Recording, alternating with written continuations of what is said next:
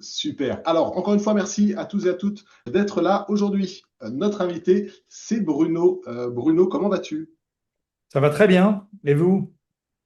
Eh ben, Et écoute, toi d'abord, et puis et vous, tous les participants. moi, j'ai déjà dit que ça allait très bien. J'espère que c'est Ah, partagé. ouais, On va parler du Tadlakt aujourd'hui. Tadlakt, enduit marocain traditionnel qui tout a à une longue fait. histoire et que tu connais très bien, Bruno, pour l'avoir utilisé et pratiqué dans tous les tours et les détours, et dans tous les angles et les contre-angles. Écoute, est-ce qu'on va commencer par une présentation pour les personnes qui ne te connaissent pas? Donc voilà, Bruno, comment est-ce que tu te présenterais le mieux? Alors, ben, moi, je m'appelle utilisateur de Zoom. Non, c'est ce qui est marqué en bas de mon. Non, donc moi, je suis Bruno Goutry. Moi, je suis artisan peintre, en fait, au départ. Donc, c'est mon cœur de métier. Donc, un artisan peintre, ben, il fait des travaux de peinture chez les particuliers ou les professionnels. Et ça, depuis, bah, ça fait cette année, ça va faire 40 ans en fait que je suis dans la peinture. Alors ça me rajeunit pas de dire ça, mais voilà, c'est comme ça, c'est tout. Et en fait, j'ai découvert les produits naturels au milieu des années 90, donc ça commence à faire aussi. Et quand j'ai rencontré les produits naturels, eh ben, j'ai découvert aussi le Tadlac. En fait, au départ, j'étais un artisan peintre, enfin, j'étais un peintre en bâtiment, comme la plupart des peintres, et j'ai croisé les produits naturels et je me suis lancé là-dedans au milieu des années 90. Et du coup, ben, j'ai rencontré les enduits terre, les enduits à la chaux et le tas de lactes. Et du coup, j'en suis arrivé là. Donc, j'étais on va dire, alors, c'est un grand mot de dire un pionnier, mais dans les années 90 en Isère. Et ça fait que du coup, c'est comme ça en fait que je me suis mis à devenir formateur, informateur, auteur et tout ça bah, sur tout ce qui est produit Pour naturel. l'instant, il dit rien de. Ouais, alors on a une petite intervention subliminale. Mais écoute, merci pour cette présentation. Donc tu dis auteur, je pense que certains d'entre vous le connaissent ou te connaissent certainement par ce biais-là, le biais des livres que tu as pu éditer, enfin pas les éditer, mais en tout cas les écrire, et puis les interventions dans la maison écologique qu'on avait invité il y a 2 semaines ici. Et voilà, donc est-ce que tu veux nous dire un mot sur tes livres et tes interventions dans les différents médias que tu as pu côtoyer? Et ben, au niveau des livres, c'est vrai que j'ai écrit plusieurs, mais il n'y en a plus qu'un qui est en circulation. Parce qu'il faut savoir, dans l'édition, ben, quand les livres se vendent moins, eh ben, ils sont retirés. Donc, j'en ai plus qu'un qui s'appelle Peinture et enduit écologique, qui marche très très bien, qui est assez complet. Et puis, j'écris régulièrement aussi dans le magazine La Maison écologique ou dans le magazine de Terre Vivante, qui est mon éditeur pour les livres, qui s'appelle Les 4 saisons du jardinage. Donc voilà. Et puis, il y a des fois la radio, des choses comme ça et tout, quoi. Ok. Et puis, intervention sur faisonslemur.com aussi Oui, pour tout ceux à qui fait, connaissent les oui. deux médias. Ouais, ouais, ouais. Avec plein de petites Voilà. vidéos que vous pouvez trouver sur YouTube. Et c'est vrai que j'y pense maintenant, il y avait aussi des vidéos pour la maison écologique que tu avais fait sur les peintures naturelles. Voilà. Bon, voilà, ça c'était un petit peu pour la présentation. Pour vous Voilà. donner le contexte, François nous demande s'il y aura un replay. Oui, il y aura un replay qui est en train d'être enregistré, qui sera partagé par email à tous ceux qui se sont inscrits ou qui ont manifesté de l'intérêt pour cet événement. Théo vient de nous faire partager Il y aura un un replay petit d'après ce message qu'il dit. de com pour la maison écologique. Ah, ben, les mêmes faisons le mur. Donc, Super, si on merci. le loupe, c'est pas très. Et puis voilà, on a encore une petite intervention subliminale. Donc on va rentrer dans le vif du sujet, le tas de l'acte. Comment, alors on va déjà dire qu'est-ce que c'est. Dans les commentaires, est-ce que vous pouvez me dire avec oui ou non si vous connaissiez le tas de l'acte avant qu'on vous envoie l'invitation pour cet événement. Donc juste un oui ou un non pour savoir si vous connaissiez déjà, pour prendre un petit peu la température. On fera quelques petits sondages durant cet événement. Et Bruno, est-ce que tu veux nous expliquer ce que c'est que le tas de l'acte? Eh ben, le tas de lac, c'est un stuc. Et donc, je ne sais pas si vous connaissez le stuc. Mais en fait, le principe du stuc, c'est de prendre de la chaux, en fait, et de la travailler longuement pour qu'elle devienne le plus lisse possible. Et comme la chaux, elle, résiste à l'humidité, enfin à l'eau, et ben, du coup, le fait de la rendre lisse, elle va être déperlante au contact de l'eau, en tout cas des gouttes d'eau. C'est une technique qui était utilisée dans tout le bassin méditerranéen. Chacun avait sa technique, les Italiens, les Espagnols. Et au Maroc, eh ben, ils utilisaient la chaux de Marrakech. C'est une chaux qui est très particulière. Alors, je vais faire juste une petite aparté sur la chaux. C'est-à-dire qu'en fait, il y a la chaux, ben, vous connaissez tous, hein, la chaux est produite du calcaire et on peut obtenir ou une chaux hydraulique ou une chaux aérienne. Alors, je ne vais pas faire tout un grand discours sur la chaux, mais du coup, il y a la chaux aérienne, en résumé, elle est plutôt faite pour la décoration et la chaux hydraulique plutôt pour la construction. Et cette fameuse chaux de Marrakech, eh ben, elle est entre les deux. On pourrait dire que c'est une hybride. Et eux, ils utilisaient donc cette chaux qui est une chaux, on va dire, plus ou moins de mauvaise qualité parce qu'elle est fabriquée artisanalement. Et c'est un calcaire qui n'est pas de très très bonne qualité, ni pour faire de la chaux aérienne, ni pour faire de la chaux hydraulique. Mais du coup, ils utilisaient ça et pour l'appliquer, ils utilisaient, enfin ils utilisent toujours d'ailleurs, un galet en fait pour la lisser, au fur et à mesure qu'elle est en train de durcir, pour la rendre la plus lisse possible pour faire des étanchéités. C'est comme ça qu'ils faisaient leur étanchéité, les canalisations, les cuves et puis plus tard les hammams. Donc en fait, c'est un produit de protection au départ qui est là pour étanchéifier, parce qu'à l'époque, donc il y a 1000 ans, eh ben, le plastique n'existait pas, le ciment n'existait pas, et du coup, chacun avec sa propre technique. Et à Marrakech, eh ben, ils utilisaient leur chaux et ils travaillaient au galet. Et du coup, ça a donné le nom Tadlakt, parce qu'en Tadlakt, en arabe, ça veut dire masser. Et le fait de travailler en fait la surface, eh ben, en fait, ils massent la surface à fur et à mesure de son durcissement. Et du coup, ben, les Marocains, quand ils voyaient faire ça, ils disaient Tadlakt, Tadlakt, parce que c'est devenu un verbe, enfin une action en fait, donc Tadlakt, et c'est venu jusqu'à nous maintenant. Donc voilà, je ne sais pas si j'ai été suffisamment. Ouais, bah écoute, c'est bien. S'il y a des questions, elles seront posées dans les commentaires, donc n'hésitez pas, ils sont là pour ça. Donc aussi au début, donc ce tas de lactes avait vraiment une utilité fonctionnelle plutôt qu'esthétique, puisque Oui, c'est toi qui m'as appris que ça servait pour les canalisations ou pour les aqueducs à finalement transporter de l'eau de l'Atlas vers la plaine ou vers d'autres endroits, c'est ça? exactement, tout à fait. Bah, tu parlais d'un aqueduc. Il y en a un qui est très connu en France, c'est le pont du Gard. En fait, où il y a donc ça amenait l'eau au temps des Romains jusqu'à Nîmes. Et ben c'est la même technique qui a été utilisée. Donc c'est de la chaux qui est travaillée longuement en fait, et puis du coup ça devient très très lisse et l'eau peut circuler dessus. Donc en fait, au départ, c'est un produit de protection et c'est ça qu'il faut bien garder en mémoire. C'est un produit de décoration et pas forcément un produit de décoration. De Parce que souvent, les protection. gens veulent un résultat esthétique, mais ils en oublient que c'est un produit au départ de protection. Ok. Tac, voilà, donc ça c'était un petit peu pour comprendre le tas de l'acte dans les grandes lignes, qu'est-ce que c'est et d'où ça vient, par opposition à l'enduit à la chaux normale qui lui va finalement rester poreux et qui lui va finalement absorber l'humidité, peut-être la garder, ce qui est pas très intéressant dans les zones humides parce que voilà, salle de bain, tout ça, ça peut faire des développements de bactéries. Donc le tas de l'acte, lui, finalement, il a été adopté pour pour cet autre usage qui est d'être déperlant, c'est ça? Tout à fait. Tout à fait. Le but, effectivement, c'est d'empêcher la goutte d'eau de rentrer. Alors, la vapeur d'eau, elle pourra toujours quand même un peu rentrer, mais en fait, le matériau, il est tellement serré que du coup, il a du mal à pénétrer. Quand la chaux peut travailler, elle est très poreuse, comme tu disais, ça fait que du coup, tout peut pénétrer à l'intérieur, mais si on la resserre, on la resserre, on la resserre, et ben, du coup, il n'y a plus de place, il y a moins de place en tout cas pour l'eau, et ça fait que du coup, ben, ça a du mal à pénétrer. Du coup, on l'utilise effectivement pour ça, quoi. Et du coup, eh ben, à force de la serrer et de la lisser, ça, ce phénomène, et je le dis parce que je vois le commentaire de Christelle, qui fait que c'est très doux. C'est-à-dire qu'au toucher, ça va vraiment être un enduit super particulier qui va être très rond, très agréable et puis très sensuel, j'aime bien dire, je répète comme ça, mais en tout cas, doux, c'est le bon terme pour tout ce qui va être le toucher. Oui, oui, tout à fait.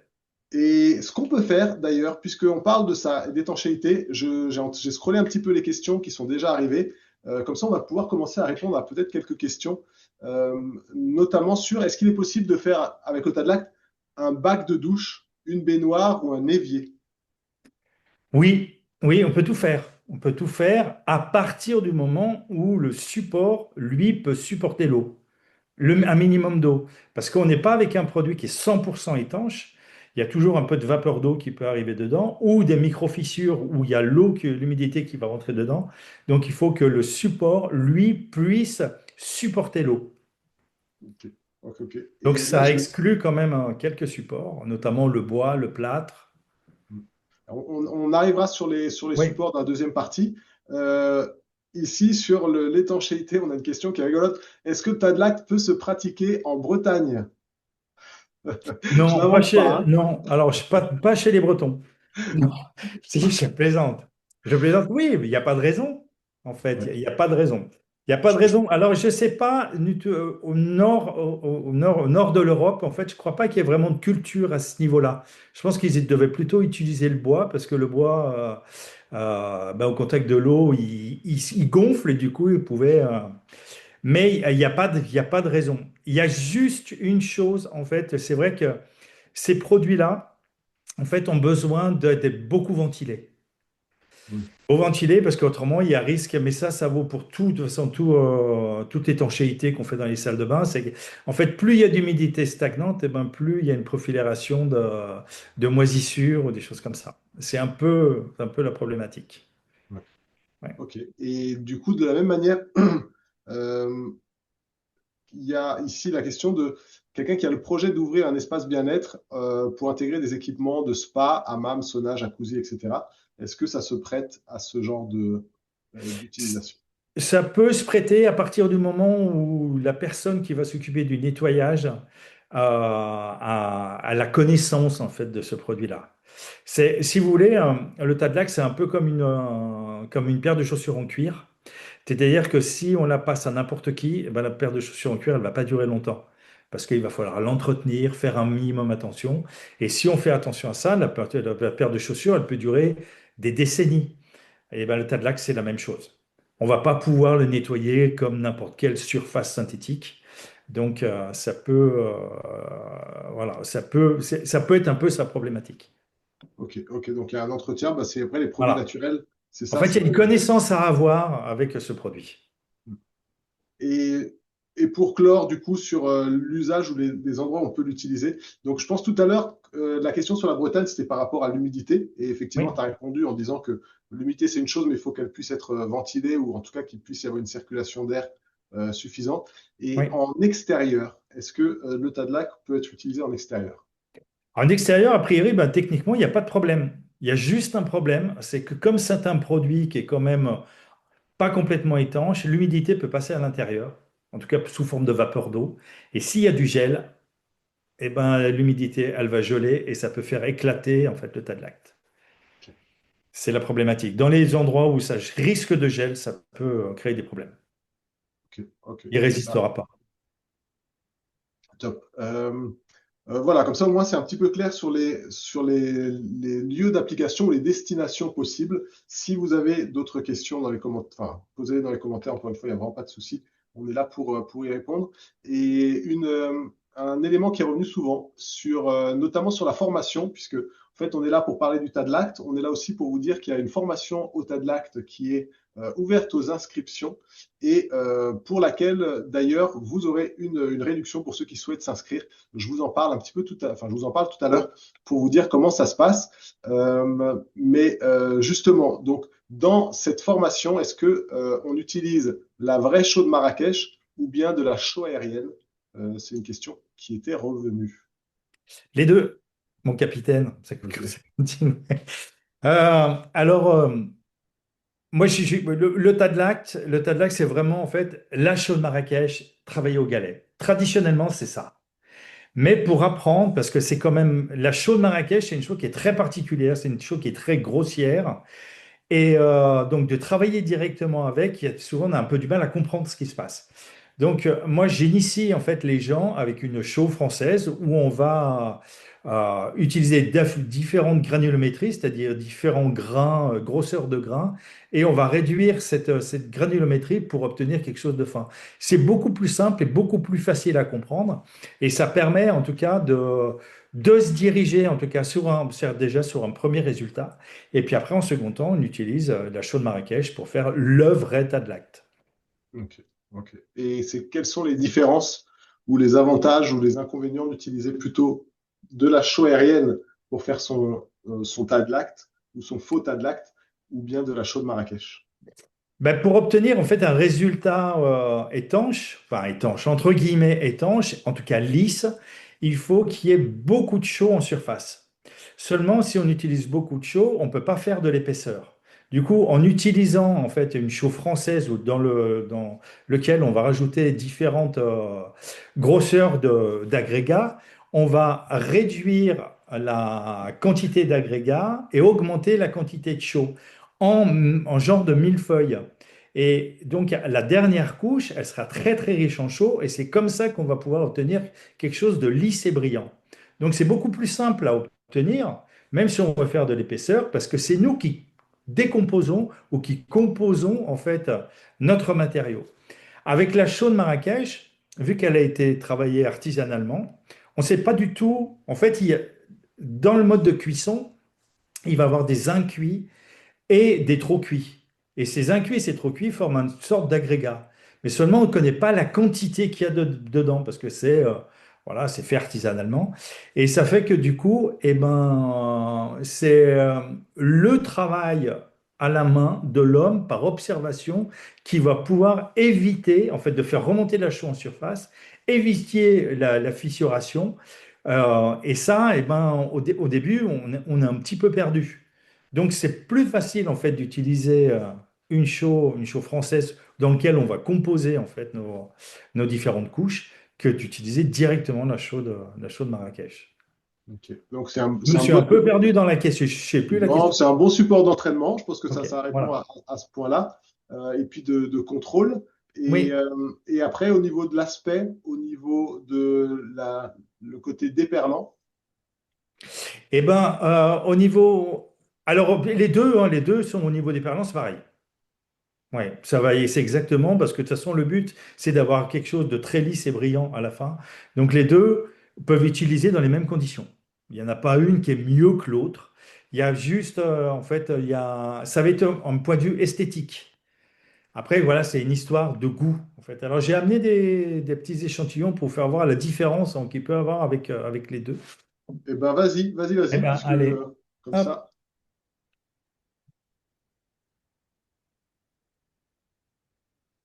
Alors, je ne sais pas si vous allez bien voir. Hop, ça c'est fait avec la chaux de Marrakech. Alors, ça, il y a un peu je ne sais pas Hmm. si vous voyez bien. C'est Alors, peut-être un faudra peu peut-être plus pas trop dans bouger l'ombre. du coup. Ouais. Hop. Je ne sais pas si vous voyez, il y a comme une étrangeté de pierre poncée. En fait, on dirait comme une pierre qui a été poncée. Ça, c'est le tas de lac, donc fait à partir de chaux de Marrakech. Et fait avec une chaux française, eh ben, on a quelque chose de un peu plus uniforme. Alors là, il est avec deux couleurs. Et du coup, avec une chaux normalisée, on peut jouer sur les couleurs. C'est-à-dire que la dernière couche, elle est tellement fine que du coup, dans les avant-dernières couches, on peut mettre une couleur différente. Et ben, ça se voit en fait par transparence, en fait. C'est vraiment la grosse différence. Ok. Et Bon, la puis, résolution est peut-être pas assez bonne pour qu'on se donne, ouais, ben ouais, voilà, ouais, c'est se donne pas, une ouais, bonne idée. c'est pas. Est-ce que Disons si que on dit, la chaux de Marrakech va donner vraiment cette étrangeté de pierre poncée. Ça fait beaucoup plus naturel. Le résultat est beaucoup plus naturel.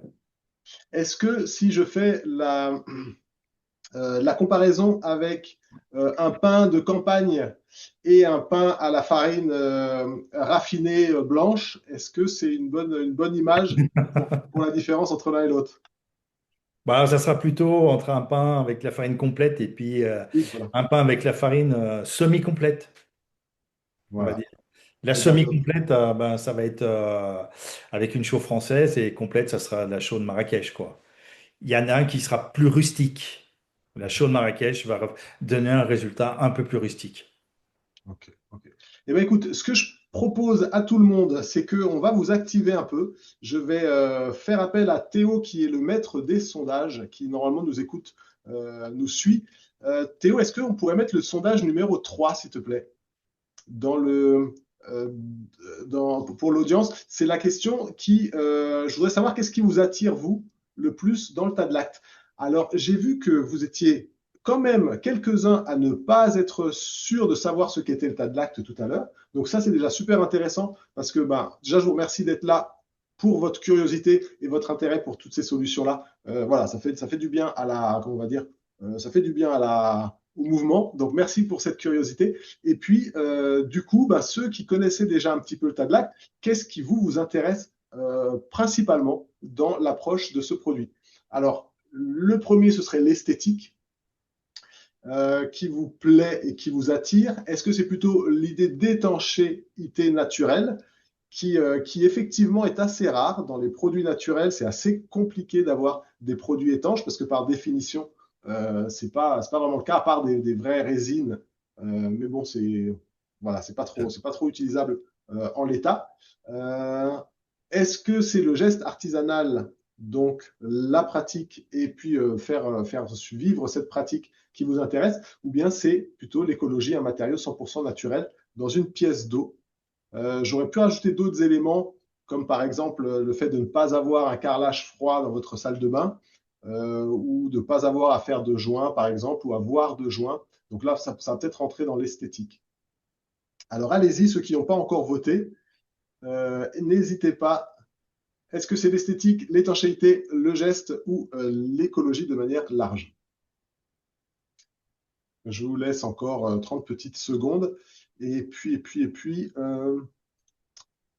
ensuite, on va passer un petit peu ben, aux limites, à la difficulté que peut être le tas de l'acte, et puis à quoi est-ce qu'il faut se préparer quand on a envie de le faire, parce que finalement, ce n'est pas accessible à qui veut, tout simplement. Allez, c'est la fin du sondage. Merci pour vos réponses. Eh ben voilà, je vais vous partager les résultats. Vous devriez pouvoir les voir. Dites-moi si vous les voyez bien. Faites-moi un petit signe de la main. Si vous voyez les résultats. Non? Alors, cher. Voilà, ça devrait. Faites-moi un petit coucou. Génial, génial, génial. Euh, bah, écoutez, on a le grand gagnant, c'est l'étanchéité. Donc, vous avez envie d'étanchéité pour vos murs. Ensuite, on a coude à coude l'esthétique unique. Et c'est vrai que c'est vraiment quelque chose, cette esthétique du Tadlat. Et puis, le côté écologique et matériaux naturels. Et enfin, le geste artisanal, parce que peut-être que vous êtes moins d'artisans, moins de professionnels à nous rejoindre aujourd'hui. Mais c'est très bien. Merci d'avoir répondu à ces petites questions. Eh bien, on enchaîne. Quelles peuvent être les limites, Bruno, du tas de l'acte? Je te laisse la question ouverte. Tu peux répéter la question? Alors, avant d'avoir une belle salle de bain en tas de l'acte, il faut traverser le filtre de la réalité. Et Oui. qu'est-ce que nous dit ce filtre? Donc, quelles sont les limites du tas de l'acte? Ben, Euh, ça va être le support. Moi, ce que je rencontre souvent, en fait, quand il y a des gens qui m'appellent pour que je leur fasse une salle de bain en tas de lac, la première limite, c'est le support. hmm. Parce que tous les supports ne vont pas, quoi. En fait, il faut un support, donc comme pour la chaux, il faut un support minéral, rugueux et résistant. Quand je parle de résistant, c'est-à-dire qu'en fait, qui ne se déforme pas. Parce que le tas de lac, eh ben, c'est comme tous les stucs, hein, une fois que ça a durci, ça redevient une pierre qui est relativement fine. Ça fait que du coup, si c'est un support qui est souple, comme toutes les plaques de plâtre par exemple, eh ben, ça va pas résister longtemps. Donc il faut vraiment quelque chose. Et puis il faut que ça supporte un minimum l'humidité qui puisse éventuellement pénétrer dedans. Ça va être ça la première limite. Après, la deuxième limite, c'est le coût. En fait, quand les gens veulent qu'un professionnel leur fasse, c'est en fait que c'est beaucoup de temps en fait de réalisation. Et ben, du coup, c'est un produit qui devient cher, qui est vite cher. Je ne sais pas si je peux parler du prix maintenant, moi que tu as prévu d'en parler, quoi, Oui, mais vas-y, vas-y. on va être bien au-delà des 250 euros du mètre carré. Donc, du coup, ça fait vite de l'argent, mais bon, voilà, c'est le coût d'un travail bien fait, d'un travail qui est long. Mm. Donc ça va être les deux gros critères qui vont être là. Après, ben, ça peut être aussi pour les gens qui veulent le faire, et ben, c'est la connaissance, en fait, connaissance de la technique, en fait, pour réaliser quelque chose comme ça, hein. Moi, je le compare souvent à un genre de compétition, c'est-à-dire que ben, pour pouvoir conquérir à n'importe quelle compétition, il faut s'entraîner. Et sans entraînement, ben, c'est pas. Alors, il peut éventuellement peut-être avoir la chance du débutant, mais ça, faut pas compter dessus, quoi, en fait, hein. Il va falloir s'entraîner, s'entraîner longtemps, en fait, pour pouvoir obtenir un résultat et surtout, en fait, comprendre qu'est-ce qui se passe. Parce quand on l'utilise, on est avec un matériau naturel et puis il n'y a pas, à 30 minutes, eh ben, faut serrer, au bout de trois quarts d'heure, il faut faire ci, il faut sentir les choses. Moi, je compare souvent, en fait, un peu l'utilisation de la chaux, des enduits à l'argile, de toutes ces choses-là, un peu à l'éducation d'un enfant, enfin un enfant qui vient de naître, c'est-à-dire que ben, je vais pas savoir à quel âge il va marcher, ni parler. Ben, il va falloir que je sois là au bon moment, en fait, pour l'apprendre à pas tomber. Il y a des gens, on peut pas savoir à l'avance comment ça va se passer. Et avec le tas de l'acte, ben, c'est la même chose. Ok, ok. Donc Donc, voilà, il faut s'entraîner, se former, s'informer avant de se lancer là-dedans. ok. Donc là, je résume les trois points que tu as évoqués. Donc le premier, ce serait les supports. On va revenir dessus parce qu'il y a des questions dans les commentaires. Le bon support et la bonne préparation du support. Oui, Le deuxième, si on veut faire faire, c'est que voilà, les artisans sont assez rares qui maîtrisent bien le tas de l'acte et ça prend du temps, donc ça va être plus cher. Et le troisième, si on veut faire soi-même, et bien là aussi, ça demande un investissement en temps pour arriver à maîtriser et à faire et à réussir son étanchéité. Alors, c'est pas vraiment étanche le mot, mais en tout cas, oui. pour réussir On son va parler œuvre, de, on peut utiliser le mot déperlant. ouais, voilà, voilà. Parce que dans les salles de bain, effectivement, il y a un problème, c'est l'eau. Oui, Et l'eau, elle est vraiment partout. C'est-à-dire que, enfin, l'eau, elle va où elle veut. Et ouais, gare à celui qui essaye de la stopper. Donc, c'est vrai que ce sont des œuvres à faire quand même avec beaucoup d'attention et ne pas trop ne pas les bâcler. tout à fait. On va peut-être passer sur les questions. Il y en a une dont je me souviens en parlant d'eau, d'infiltration d'eau et d'eau stagnante. Il y a les moisissures dont on a parlé tout à l'heure. Et la question qui a été posée, c'est eh ben, pourtant, on pensait que la chaux était anti-moisissure et antibactérienne. Est-ce que tu veux poser une réponse là-dessus? Ben oui, effectivement, hein, ils ont raison, hein, c'est que c'est antibactérien, mais en fait, c'est seulement quand elle est active. C'est-à-dire qu'au début, en fait, dans le premier mois, la chaux, elle est active. Après, elle redevient un calcaire. Et le calcaire, eh ben, il n'est pas antibactérien, hein. Une fois que c'est redevenu une pierre, ça n'empêche pas le développement de moisissure. Je On vais. utilise la chaux, en fait, souvent pour aseptiser les étables, les écuries et tout ça, mais déjà, on utilise une chaux vive et ça va tuer, en fait, les bactéries sur le moment. Et après, ça, il va falloir et après, il le renouvelle régulièrement. En fait, pour tuer les bactéries, ben, la chaux, c'est pareil. En fait, elle est active quand elle est humide. Une fois qu'elle a séché, elle n'est plus active. Top. Je vais essayer de voir si. Je crois que je peux partager les questions. Euh, juste- Ah non, ça marche pas. Bon, alors on a une autre question, c'est est-ce que les supports béton et béton allégé sont compatibles à ce moment-là, puisque tu as dit que les plaques de plâtre, c'était à éviter parce que ça bouge, que c'est pas assez ferme et puis que ça tiendra peut-être pas l'humidité dans le temps, dans la longueur. Est-ce que le béton et le béton allégé sont des bons éléments? Alors, juste pour conclure avec le plâtre, en fait, c'est la plaque de plâtre, effectivement, elle est trop souple, mais c'est surtout en fait parce que le plâtre n'est pas compatible avec la chaux. En fait, la chaux, elle aime l'eau, elle est hydrophile, alors que le plâtre est hydrophobe. C'est-à-dire que l'eau peut l'abîmer. Et ça fait que du coup, si on pose le tas de lacte, donc de la chaux, sur du plâtre, et la chaux, alors je ne vais pas faire un grand cours sur la chaux, mais en fait, la chaux, elle, a besoin d'humidité pour pouvoir faire sa réaction chimique, pour pouvoir devenir dur. Et si on la pose sur un support qui, lui, n'aime pas l'humidité, eh ben, du coup, ça en devient un produit qui n'est pas compatible.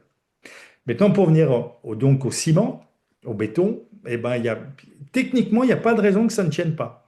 En fait, parce que le ciment, lui, va résister à l'humidité. Le seul inconvénient que je lui trouverais, en fait, au ciment, c'est que lui, par contre, il est très étanche. Et donc, la chaux, elle, vu qu'elle n'est pas beaucoup, est-ce que l'humidité qui va rentrer dans la chaux va rentrer, donc elle ne pourra pas rentrer dans le ciment, et qu'est-ce qu'elle va devenir cette eau? Si on en rajoute tous les jours, si elle ne peut pas rentrer dans le ciment, qu'est-ce qu'elle va faire? Alors elle va vouloir sortir, mais si vous prenez plusieurs douches par jour, ou si elle n'a pas le temps de refaire le chemin inverse, eh ben, il y a un risque de développement de moisissure dans le tas de lacte. C'est un peu le risque. Moi, j'aurais tendance à utiliser plutôt des produits en fait qui sont poreux, en fait comme support, qui puissent en fait absorber l'humidité, comme la terre cuite, la terre crue, les pierres, la chaux, les cordons d'huile à base de chaux, le béton cellulaire. Le béton cellulaire, c'est enfin toutes les sortes de béton, mais pas à base de ciment. Béton de chanvre. Ok, ok. Je vais vous redemander un petit service dans l'audience. Quand vous apprenez quelque chose de nouveau ou qui vous semble pertinent, faites une petite réaction. Comme ça, nous, ça permet bah, déjà de savoir sur quel sujet creuser. Et parce que si vous venez d'apprendre quelque chose d'intéressant, bah, on peut aussi creuser dessus. Et puis, ça nous permet de voir l'intérêt de ce qu'on dit, ou est-ce qu'on doit aller un peu plus dans le technique ou un peu moins dans le technique. Voilà, donc n'hésitez pas à nous faire des petites réactions dès que vous apprenez quelque chose d'intéressant ou d'utile. Euh, alors, pour un plan de travail dans la cuisine, est-ce qu'elle supporte bien la chaleur, l'enduit à de lacte? Oh bah oui, oui, oui, oui. Le, le, le tas de lacte, donc ça redevient, une fois qu'il a été réalisé, il va redevenir le calcaire qu'il était au début.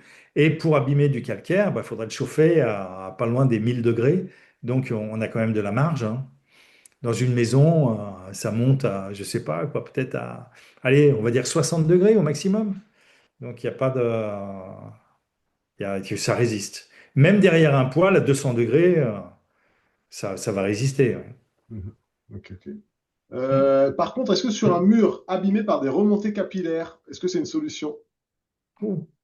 Il faut régler le problème des remontées capillaires. Mhm. En fait, Oui, ça va pas les régler. Ça va peut-être les corriger, les modifier. Disons que l'eau qui remonte par capillarité, elle va pouvoir s'évaporer si on utilise de la chaux et notamment le tas de lac, tout sous n'importe quel stuc, mais ça va pas l'arrêter. Si l'eau, elle remonte, quoi. voilà. C'est ça. Je saute quelques questions volontairement pour rester dans le sujet, mais j'essaierai de revenir dessus tout à l'heure. Donc voilà, ne vous inquiétez pas si j'ai sauté quelques questions. Euh, pour le support, est-ce qu'on peut mettre du tas de lacte au sol? Demande Hélène. Oui, à partir du moment où, alors le tas de lac, c'est pas si dur que ça reste dur, hein, mais au poinçonnement, au cou, en fait, ça peut quand même faire des chocs. Si vous voulez, c'est pas plus dur qu'une terre cuite. Et ça fait que du coup, je ne sais pas si vous connaissez les terres cuites, s'il y en a qui en ont, mais si on fait tomber un verre par terre, une terre cuite, ça fait un éclat. Et ça fait que du coup, voilà, ou une chaise un peu violemment, ça peut faire des éclats. Et du coup, le tas de lac, ça va être la même chose. Ça va être, au Maroc, ils font des terrasses, hein, mais au Maroc, ils sont souvent pieds nus. Donc, nous, on a quand même des chaussures, il suffit qu'il y ait des graviers dehors, ramener, ça peut se rayer. Moi, j'aurais tendance à... Si, bon, on peut le faire dans une salle de bain sans trop de soucis, quoi. Après, c'est une question de support. Ouais, toujours et encore. Et là, j'en profite pour, je prends un raccourci pour répondre à ces questions. Si le raccourci est trop raccourci, Bruno, tu complètes. Mais on demande donc pour la brique plâtrière, les murs empisés et l'isolation chaud-chambre, est-ce que ça fonctionne? Donc Très oui, bien, ça fonctionne. super, très bien, très très bien. Brique plâtière, Euh, c'est le top, hein. C'est le meilleur des matériaux, hein, la brique plâtière. Et puis, et c'est rigide et tout. La terre crue aussi, hein, c'est génial. D'ailleurs, c'était au Maroc, ils l'utilisent pour ça, hein, c'est pour protéger. Ils ont un habitat en terre, enfin, traditionnellement en terre, et c'était pour protéger cet habitat en terre. ok, ok. Donc voilà, toutes les questions sur le support. Ah bah, il y a encore peut-être le fermacell, c'est vrai qu'on n'a pas, on l'a pas évoqué. Oui, alors Fermacell, effectivement, ça serait peut-être la seule plaque de plâtre qui pourrait être compatible avec le Tadlac, parce qu'elle, elle contient de la cellulose qui va la rendre un peu moins sensible à l'humidité. Moi, je fais tous mes échantillons là-dessus. J'ai eu fait quelques salles de bain aussi là-dessus. Alors, je ne ferai pas une douche, mais on peut faire la crédence, en fait, derrière l'évier, derrière le lavabo ou au-dessus de la baignoire. Parce qu'il n'y a pas trop de... L'inconvénient dans une douche, c'est le bas de la douche qui reçoit énormément d'eau. Et le Fermacell, je pense qu'il va mal vieillir, enfin il risque. En même temps, moi, une des premières salles de bain que j'ai fait en 2003, elle était en Fermacell et les gens l'utilisent toujours. Ils font attention. Ils le savent, hein, ils le savaient dès le départ que ça pouvait être problématique et ça fonctionne. Et je rappelle, comme tu disais tout à l'heure, qu'à ce moment-là, faire bien attention que le fermacell soit bien solide et bien fixe, Voilà, parce que le deuxième tout à risque, c'est fait. le mouvement. Oui, tout à fait. Alors du coup, moi j'aurais tendance à conseiller de doubler les montants derrière, ne pas utiliser du bois parce que le bois ça bouge beaucoup. Alors plutôt des rails métalliques et puis de mettre deux couches de fermacell. Ça fait que du coup, on rigidifie vraiment l'ensemble et du coup, ça ne bouge pas. Ok, top, superbe, superbe. Excellent, vous êtes super actifs dans les commentaires, ça fait vraiment plaisir. J'espère que tout ça, ce sont des informations utiles. Je passe à un autre type de question qui était notamment celle de Marc qui demande pourquoi est-ce que la pose du tas de lac demande tellement de temps? Donc ça faisait partie une des trois limitations dont on a parlé tout à l'heure, c'est que ça demande de la pratique et du temps. Alors pourquoi ça prend du temps ou bien comment comprendre ce temps. Et question complémentaire que j'avais vue. Ouais, alors combien de temps il met à sécher? Donc voilà, c'est deux questions qu'on peut peut-être répondre ensemble. D'accord. Pourquoi ça met du temps? C'est pour justifier le prix, tout simplement, quoi. Ben voilà, question suivante. Non, ce qu'il faut comprendre, c'est que pour toute réalisation d'un stuc ou un tas de lac, en fait, parce que le tas de lac est un stuc, donc le phénomène, c'est toujours le même. C'est-à-dire qu'en fait, on va donc utiliser de la chaux avec du sable ou de la chaux de Marrakech, et le principe, c'est de resserrer les matières petit à petit. Au début, on est dans l'humidité. L'humidité, l'eau, il ne peut pas être comprimé. Et du coup, il va falloir attendre que cette humidité s'évapore ou soit absorbée. Et donc, petit à petit, quand l'eau s'évapore ou est absorbée, à fur et à mesure, mais on va rapprocher les éléments et on ne peut pas les rapprocher d'un seul coup, on va les rapprocher petit à petit. Et ça peut mettre plusieurs heures. Le principe, c'est ça. C'est comme si, en fait, ouais, on va les rapprocher, les rapprocher, les rapprocher. Et c'est ça qui va mettre du temps. On peut pas dire, bon, ben là, je pose mon mortier, j'attends qu'il durcisse, et après, je passe mon galet pour obtenir quelque chose d'esthétique. Eh ben non, en fait, on va être obligé, un peu comme un enfant, c'est-à-dire qu'on va d'abord lui apprendre à se déplacer à quatre pattes, et puis après à tenir debout, et puis après à marcher. Une fois qu'il sait marcher, on va lui apprendre à courir, et tout ça, chaque chose dans son temps.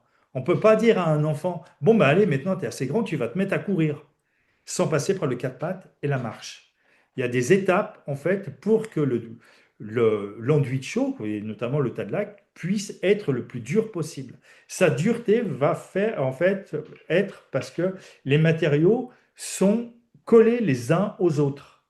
Et ça peut que se faire, en fait, dans la longueur.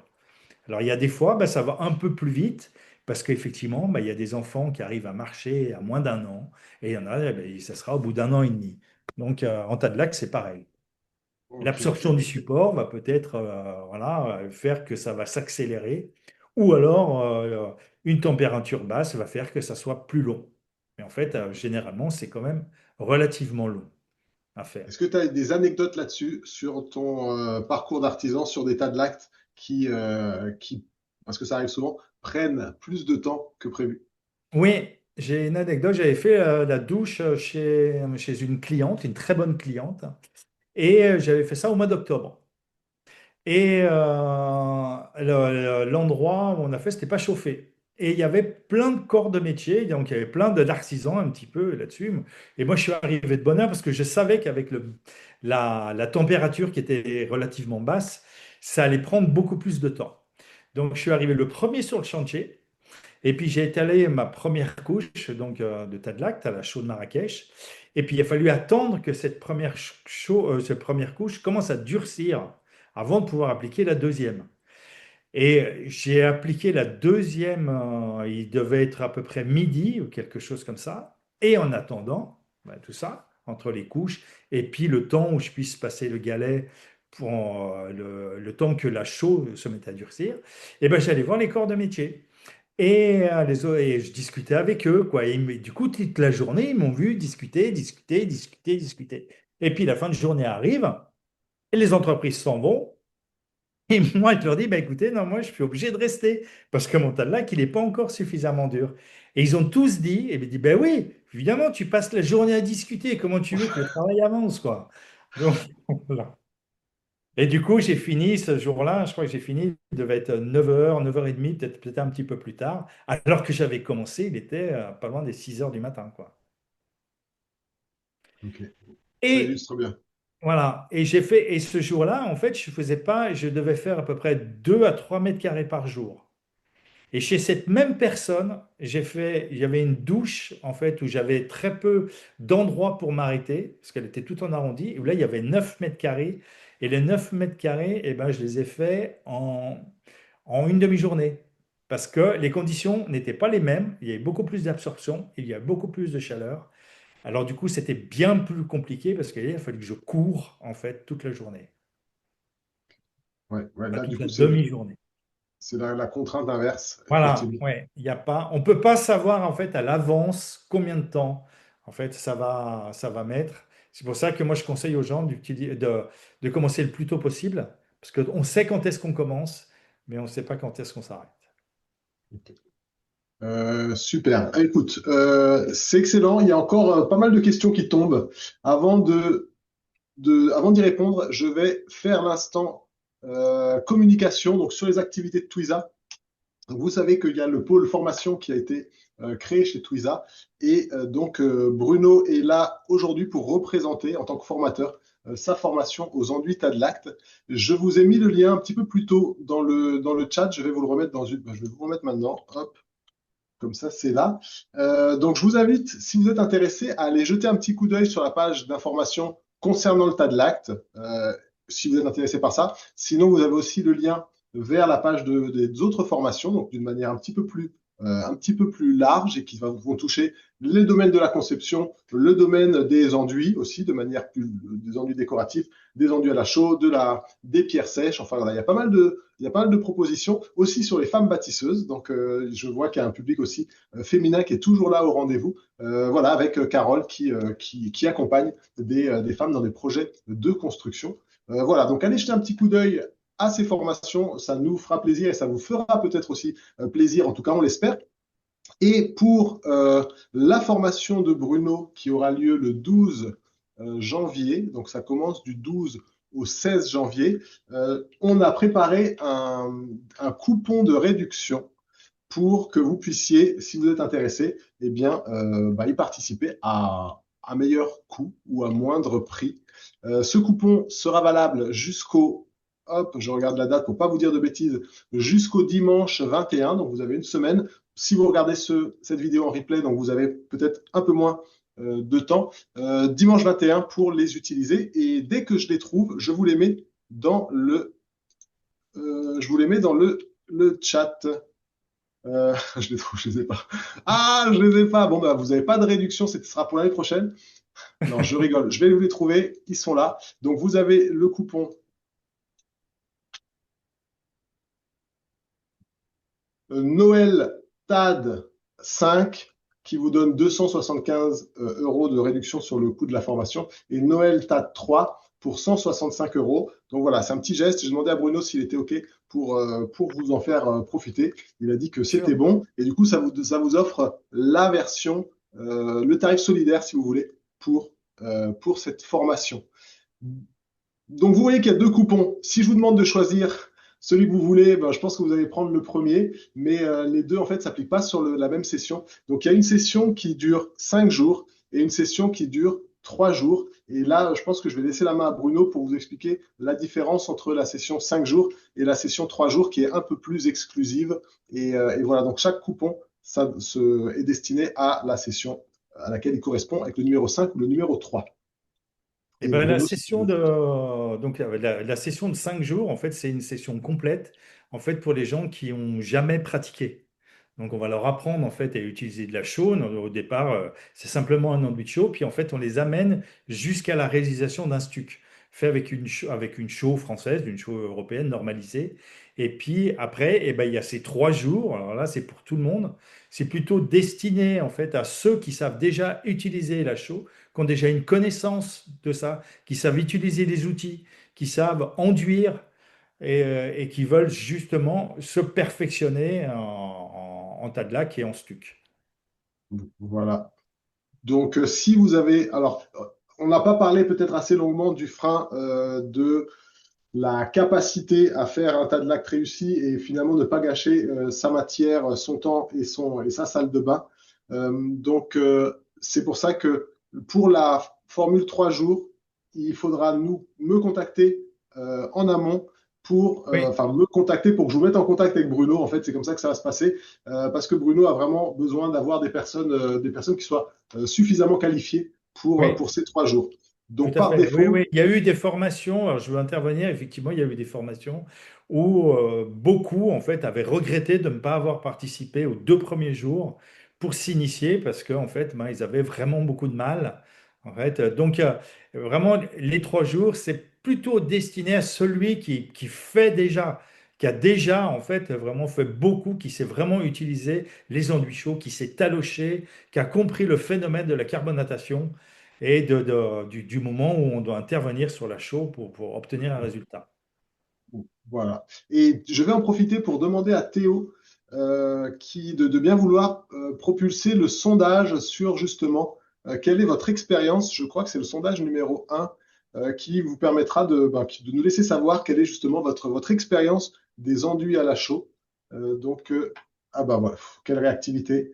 Voilà, bah, vous l'avez ici. Alors, est-ce que vous êtes de 1 à 5 plutôt novice complet, débutant qui a déjà fait quelques tests en petit chantier, intermédiaire. Alors, petite coquille de ma part ici. Vous connaissez bien la théorie, mais pas beaucoup de pratique.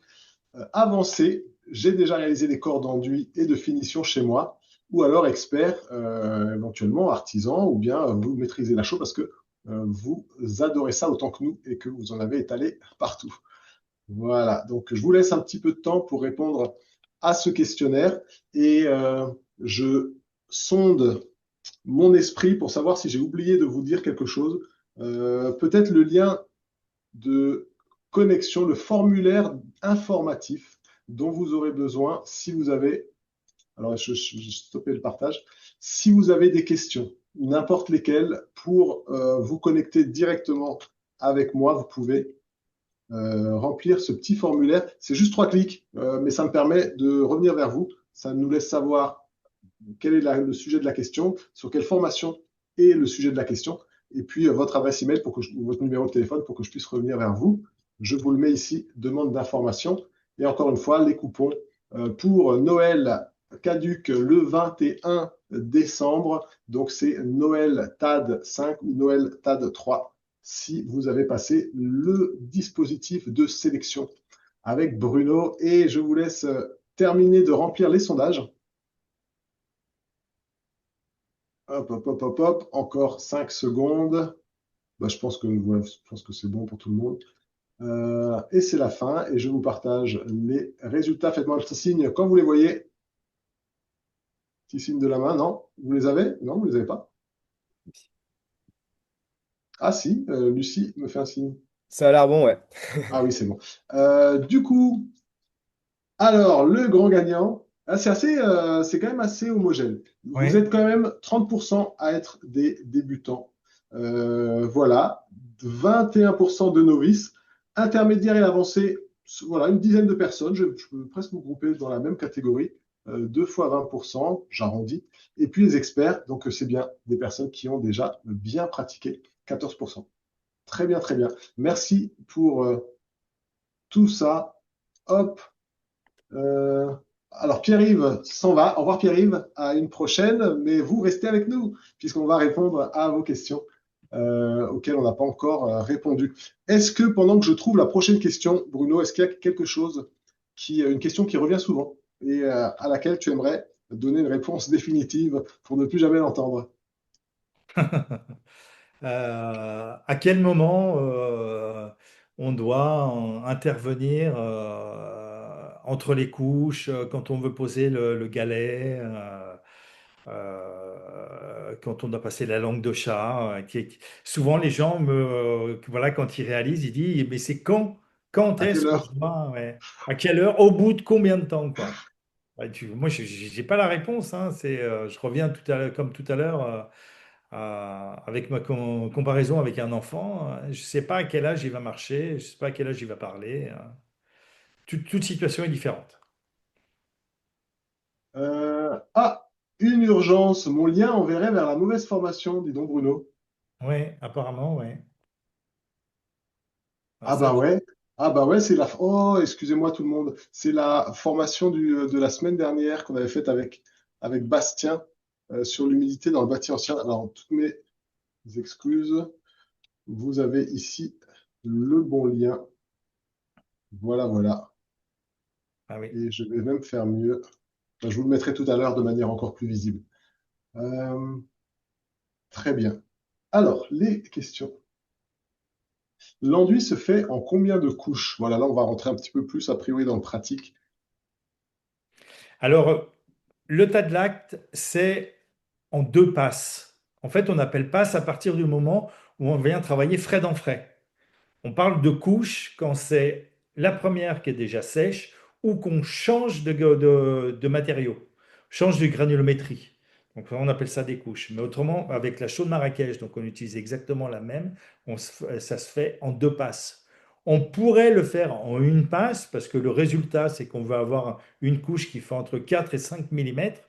On peut le faire en une seule couche, mais je trouve que c'est beaucoup plus facile de le faire en deux passes. Donc le tas de l'acte est en deux passes. Après, pour les stucs, eh ben, il peut avoir jusqu'à 10, 15 couches. En fait, au départ, il y a deux couches qui sont faites en deux passes. Et puis après, il y a pour le résultat très très lisse, ça, on peut avoir vraiment un paquet de passes qu'on va faire. Donc, le tas de l'acte traditionnel en deux passes. Ok. Et est-ce qu'on peut faire des raccords? Des raccords, eh ben, effectivement, si on fait plusieurs murs, et qu'il y a un angle rentrant, le raccord peut se faire dans l'angle rentrant, sans problème. Mais sur un mur complètement lisse, le raccord comme ça va se voir. C'est-à-dire que quand on fait un mur, on le fait en entier. S'il fait 15 mètres carrés, on est obligé de le faire en entier. Alors 15 mètres carrés dans une journée, c'est un sacré travail, surtout tout seul. Donc dans ce cas-là, il faut se faire accompagner, il faut connaître d'autres gens. Mais on peut pas, en fait, on peut pas s'arrêter au milieu d'un mur et reprendre. On peut juste, en fait, dans un angle rentrant, reprendre le lendemain. Il faut pas trop traîner parce que la chaux, elle est encore un petit peu tendre et ça fait que du coup, on va réussir à la marier, en fait, dans l'angle. Mais autrement, c'est la seule possibilité, en fait, de faire un raccord. C'est dans un angle Ok. rentrant. Rentrant. Et tu soulèves un bon point ou un point que j'ai pas précisé tout à l'heure. Si vous souhaitez suivre la formation et que vous êtes en couple, ce qui peut et ce qui arrive dans le tas de lacs, la dernière fois, c'est ce qui est aussi arrivé. N'hésitez pas à vous mettre en contact avec moi. Là aussi, on peut s'arranger pour que ce soit pas le prix fort. Voilà, parce que le faire tout seul, le tas de lacs, c'est quand même assez. Voilà, ça demande quand même de la pratique et en tout cas beaucoup de confiance. Donc à deux, c'est beaucoup mieux. Ça, c'est dit. Hmm, alors, excuse-moi, je regarde. Comment est-ce que peut être sûr que ça ne va pas fissurer? Ah. C'est avec l'utilisation de la chaux de Marrakech, on ne sait pas du tout au départ. est-ce que ça va fissurer ou pas fissurer? Moi, je dis aux clients, en fait, quand ils me demandent un tas de lacte, je leur dis attention, il n'y aura peut-être pas de fissure.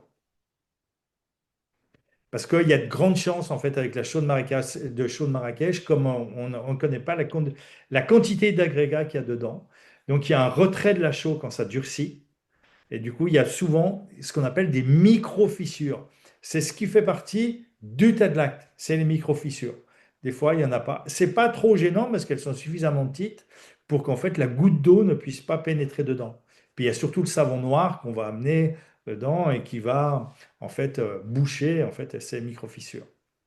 Après, quand on fait un stuc ben, plus traditionnel avec une chaux, eh ben, si on a bien composé en fait ces mortiers et qu'on a bien travaillé au bon rythme, tout ça, normalement, il n'y a quand même pas énormément de fissures. Il y en a toujours un petit peu, mais c'est des micro-fissures. Ok, ok. La transition est toute faite. Tu as parlé de savon noir. Alors ici, j'ai une question. J'ai entendu dire qu'on pouvait réaliser un tas de lac dans une douche en le finissant au savon noir et non à la cire d'abeille. Mythe ou réalité?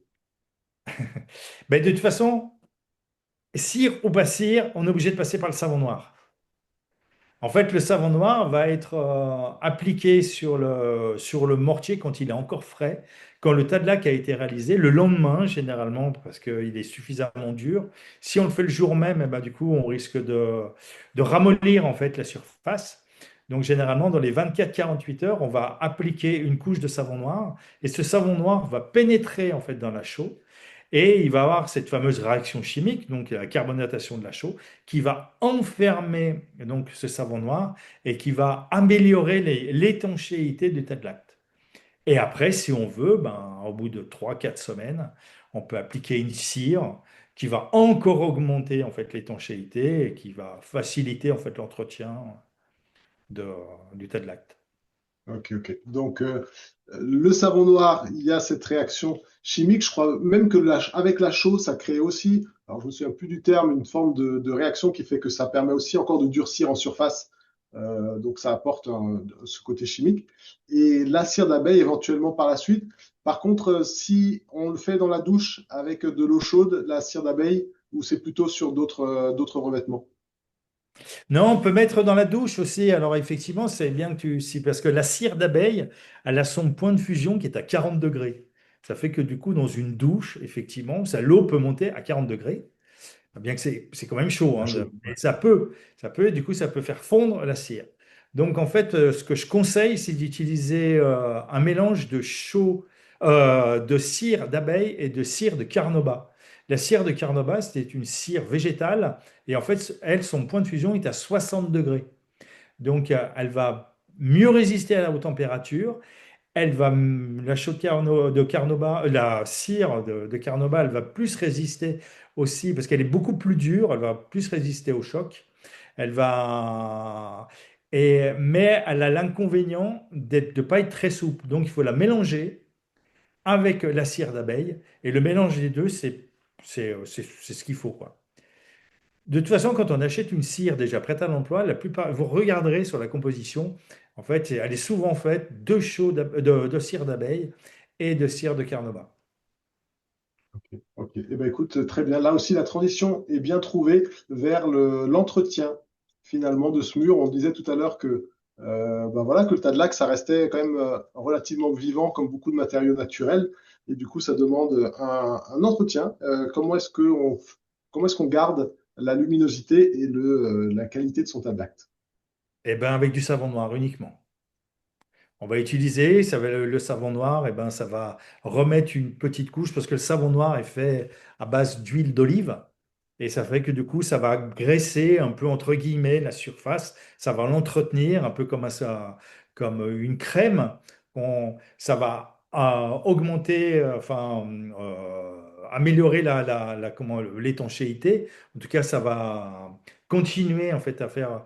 Et puis ça va aseptiser parce que le savon noir contient de la soude, ça fait que du coup, ben, ça va pouvoir nettoyer sans détériorer le tas de lacte. Il faut l'entretenir comme ça, c'est-à-dire au quotidien, entretenir comme ça. Et si on le cire, eh ben, la cire, il faut la renouveler à peu près tous les ans aussi parce que effectivement, ben, le ravinement de l'eau peut entraîner un petit peu la cire. Et du coup, faut entretenir. Mais voilà, il faut bannir tout ce qui est anticalcaire, c'est-à-dire tout ce qui est à base d'acide, vinaigre, toutes ces choses-là. On est avec du calcaire et le calcaire, lui, ça n'aime pas tout ce qui est acide. Et donc, il faut oublier ça. On garde que le savon noir. Ok, ok. Eh ben, je vais terminer avec les deux dernières questions. Vous êtes voilà, quelques-uns à commencer à nous quitter. C'est vrai que le temps passe et passé très très vite. On a quand même traité beaucoup de sujets aujourd'hui, c'est super. Euh, Est-ce que on peut réparer le tas de l'acte, voilà, dans la continuité de l'entretien? Est-ce qu'on peut le réparer? Oui, c'est réparable, mais c'est compliqué de réparer. C'est un peu comme si vous vouliez réparer une céramique ou réparer une pierre. Donc, c'est réparable, mais en fait, c'est beaucoup de temps. Et ça, le résultat va se voir quand même un peu. Mais on y arrive. Moi, il m'arrive en fait de réparer des douches, des choses comme ça quand il y a un éclat. Mais c'est faisable, mais c'est très très long. Très très long parce que c'est le même phénomène, c'est-à-dire qu'on va appliquer le mortier, il faut attendre que le mortier se mette à durcir. S'il durcit trop vite, on n'obtient pas un résultat. Et ça fait que du coup, des fois, pour réparer un éclat, c'est plusieurs heures de travail pour faire une réparation. Ok, ok, excellent. Et ben voilà. Euh, on arrive, comme dit tout doucement, au bout de ce live. La dernière question, ce sera celle d'Andreas qui demande à ce moment-là, la chaux de Marrakech, il n'y a pas d'adjuvant dedans, il n'y a pas de charge. Comment on l'utilise tel quel? Comment ça Tel marche? quel, tel quel. Si on utilise la chaux de Marrakech, c'est tel quel. Le seul adjuvant qu'on pourrait utiliser dedans, c'est du méthylcellulose si on veut que que l'eau s'évapore moins vite. En fait, on peut utiliser ça et puis des pigments si on veut colorer, quoi. Mais là, on parle même pas d'adjuvant. En fait, c'est une charge qu'on peut mettre dedans pour amener simplement de la couleur. Autrement, c'est 100% chaud de Marrakech. Ok, ok. Écoute, génial. Merci beaucoup pour tout ça, Bruno. Je vous mets dans les commentaires, encore une fois, le bon lien pour ceux qui sont intéressés. Je mets également les coupons qui seront là et je vais vous envoyer a priori un email. Je vais essayer de le renvoyer assez rapidement où vous aurez le lien du replay. Bah, tiens, je vais vous le mettre tout de suite aussi. Comme ça, vous avez vraiment tout de tout. Et vous aurez les détails pour les coupons pour les utiliser. Parce que du coup, ouais, je ne veux pas compliquer, mais je vais quand même vous mettre le lien vers pour l'inscription si vous n'avez pas envie de revenir vers moi une nouvelle fois, ou si par hasard ce serait le week-end et que je ne serais pas connecté. Donc je vous mets aussi le lien pour vous inscrire dans 2 petites minutes. En tout cas, Bruno, merci beaucoup pour tout ça, toutes ces informations. Je rappelle que ta formation commence le 12 janvier 2026, donc c'est pour bientôt, pour bien commencer l'année avec une belle salle de bain, la salle de bain des grands Maharajas, ou en tout cas des grandes salles de bain marocaines. Je commence à être fatigué, je cherche mes mots, vous m'en voudrez pas. En tout Ouais, cas, c'est très merci. bien. C'était très bien, ok, cool. Merci bien Bruno. C'était aussi super cool de ton côté, tout ce que tu as pu partager. Si vous êtes intéressé par ce que fait Bruno, vous pouvez aussi aller voir son site internet brunogoutry.fr. Bruno qui, comme il vous l'a dit, est aussi spécialisé dans les peintures naturelles et qui a également sa marque de peinture. Donc voilà, n'hésitez pas à Tout à aller fait. jeter un coup d'œil et puis lui poser des questions. Et en ce qui nous concerne, eh ben, j'allais dire je vous aime, mais vous n'allez pas me croire. Bon, je vous aime beaucoup et puis je vous dis à très bientôt. Je vous enverrai le lien pour le replay. Prenez soin de vous et passez un bon week-end. Ouais, et joyeux Noël. Et joyeuses fêtes à tout le monde. Ouais. Bye bye.